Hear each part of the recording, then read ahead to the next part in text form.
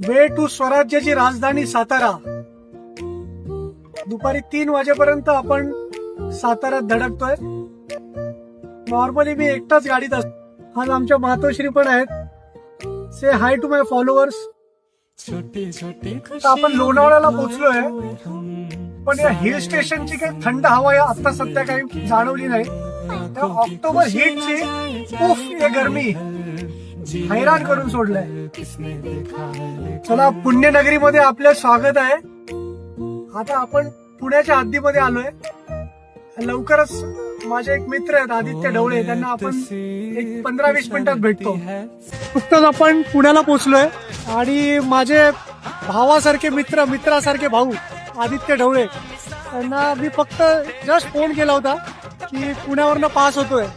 तर त्यांनी वेळ काढून हायवेला त्यांनी भेट दिली.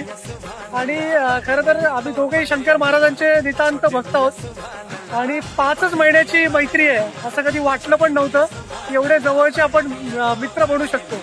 आणि मी कित्येक वेळा महाराजांच्या मठात गेलो, पण अन्नदान करायचं असं माझ्या मनाला कधी शिवलं नाही.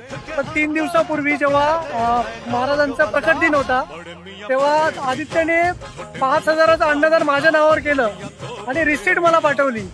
अतिशय मनाला भावून गेलं की आपण स्वतःसाठी पण एवढा विचार करतो, तेवढा विचार हा माझ्यासाठी करतो.